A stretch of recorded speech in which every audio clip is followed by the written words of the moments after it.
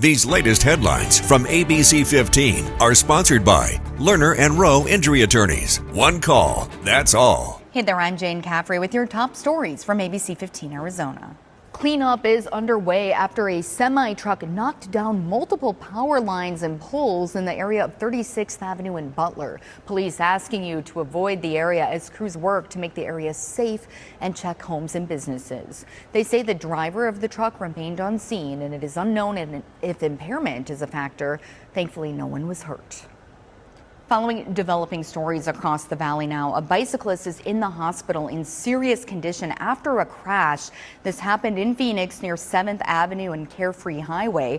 Police tell us they arrived to see the cyclist being treated by an off-duty firefighter. They were taken to a nearby hospital with life-threatening injuries. The woman driving the car stayed on the scene.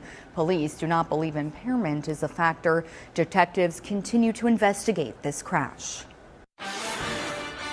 Honoring our veterans. Today is Veterans Day, and the city of Phoenix held its 29th annual Veterans Day parade today. Over 90 entries were in the parade, including Eli marching bands from local schools, dozens of veterans and military organizations, cheerleaders, and so much more.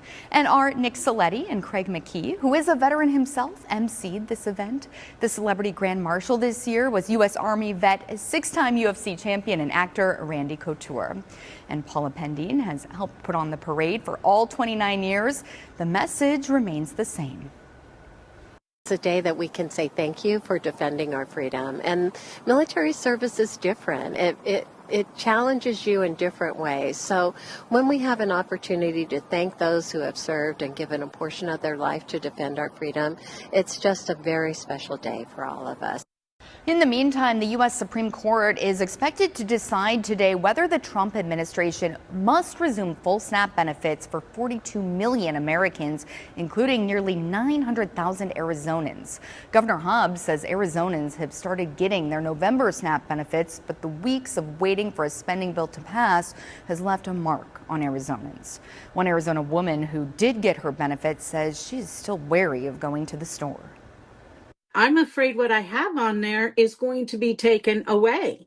I'm afraid to go to the store, get my groceries, and go to the checkout counter and have my card declined, because the money's gone. He took it back. The budget deal under consideration in Congress will fund SNAP through the end of September 2026. Meanwhile, Governor Katie Hobbs announcing another $1.8 million for food banks across Arizona and a fresh food program. Checking in on Sky Harbor right now, they're seeing less delays. This after seeing hundreds of delays and cancellations yesterday. Experts warn even if the government reopens tomorrow, it could still take days for air travel to return to normal. The FAA has forced airlines to cancel more than 7,000 flights since Friday because of unpaid air traffic controllers calling out sick. And this uncertainty has so many Arizonans feeling anxious. That's why we've created a resource page on our website, ABC15.com, listing the businesses that are stepping up. There are also a number of nonprofit organizations across our community offering assistance. You can scan that QR code on your screen for all of those details. Today is the deadline for states in the Colorado River Basin to reach a water sharing agreement for Lake Mead and Lake Powell. We've reported on this extensively here on ABC 15 Mornings. This multi-state pact decides how much water Arizona and the lower basin states will get from the river's two largest reservoirs. If an agreement is not reached by today, the federal government may have to step in for a stopgap plan, and we'll be closely watching regional water leaders for movement on this today. Tracking your forecast, I'm Chief Meteorologist Amber Sellens. It is a warm start to the week. We've got another day in the 80s ahead tomorrow. Some passing clouds throughout the day, temperatures in the 60s to start and 80s throughout the afternoon and early evening. Still have high pressure overhead, but a couple of storm systems to watch offshore.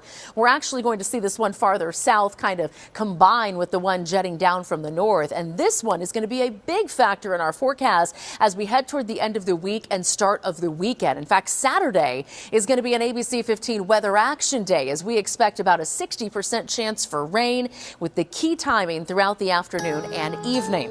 Breezes will pick up Friday and Saturday, and temperatures will drop pretty dramatically here from the low 80s to end the week down into the 60s over the weekend.